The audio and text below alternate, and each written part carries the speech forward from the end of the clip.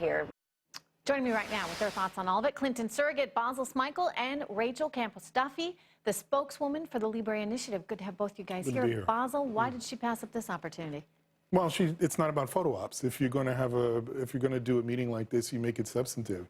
And to be honest, I don't think what Donald Trump is doing is substantive. She could have made it. Well, she may yet go, but the fact of the matter is she's not into photo ops like that. What I suspect Donald Trump is doing, as Kellyanne Conway has said, is appear to be presidential. But the truth of the matter is, what is actually going to be gleaned from this meeting? He's going to go down there and wave his finger and say, you got to pay for our wall. He's going to come back and say, either the president said no, so I'm digging my heels in deeper in this sort of anti-immigrant, anti-Mexican message that he's perpetuated throughout his campaign. Is it really an anti-Mexican? He called them rapists and murderers. Well, he said some of them are.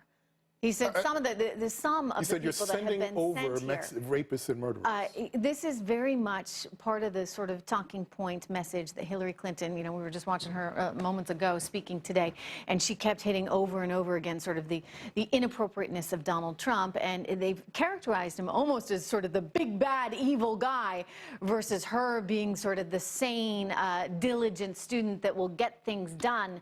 But I don't know, as we continue, Rachel, to dig deeper into policy, if that tactic is going to continue working for her.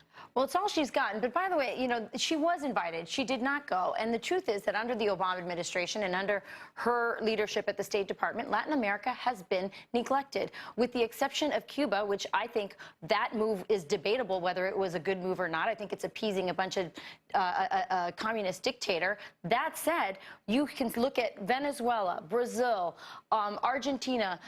Latin America has fallen into more economic despair, less free markets, less democracy, and more of these sort of dictator type. And you're right, it has been ignored. It has absolutely been ignored. And the truth is, let me just say, let me just say, this is so smart on Trump's part, because Mexico is a far better partner in trade and as a neighbor to us than China, for example.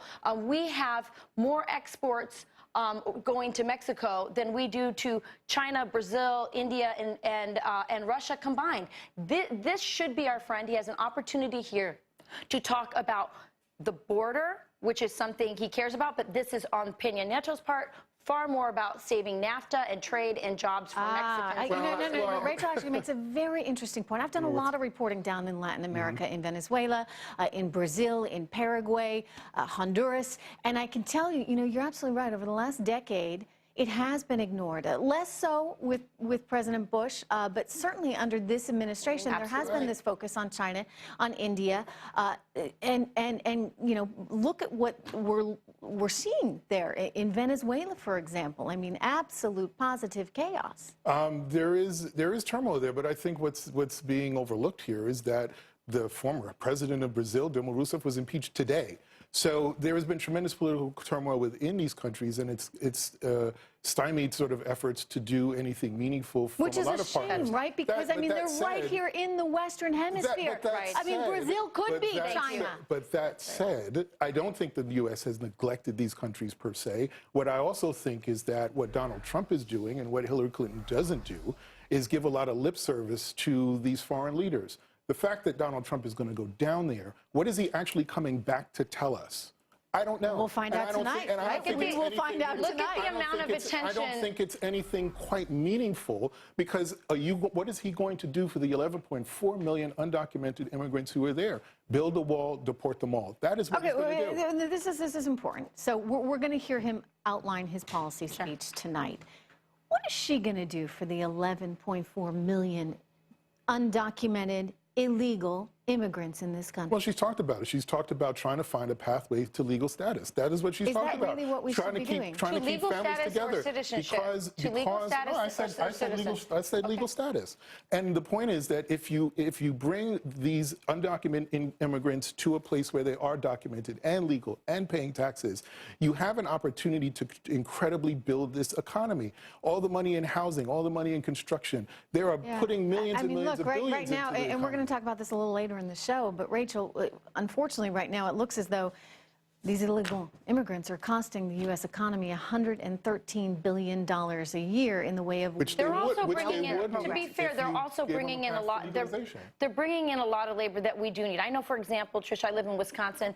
Our cows won't get milked if we don't have that labor. And so what we need to do is modernize our system so that we're bringing in people, that it works for our economy and our economic needs. So we should have a guest worker program. I think one of the reasons, We do. one of the reasons the Democrats have really, I think, poisoned the water on the immigration issue is that they are really pushing for citizenship. I know people who've had conversations with the ambassador from Mexico who will tell you that what they really want is an ability, some want to become citizens, but many more simply want the ability to meet the labor demand that we have here. And our system is not set up for with a guest worker program that actually functions and works for our economy. We actually have a That's what we fairly need to good. do. We have actually a guest we worker don't. program We that do, as but well, it's could it be better? Yes. Oh, yeah. But we No, actually it could do, definitely but we be do better. have I one. mean, What it's a Donald Trump shame. does is bring But, you in know, this models. is what We Donald don't- Trump has that's said not all what we're along, talking that we about. need to be bringing the people here that want to work and want to succeed and are good people, and you need to keep the people- criminals And they and the do. bad People ones out. here are working and they're contributing.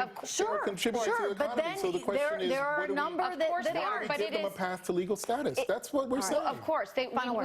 we need a path to legal status. Yes, many are working here. There are felons. He should start with that and secure the border. And I think there's a compromise to be found. All right. And but it should be in the people's house, not done by executive order, which causes a lot of problems. Sure. All right, Rachel, thank you so much. Basil, thank you. I'm going to see you again in a bit, and I know I'm going to see you, Rachel, tonight Tonight. as we watch Donald Trump deliver that speech.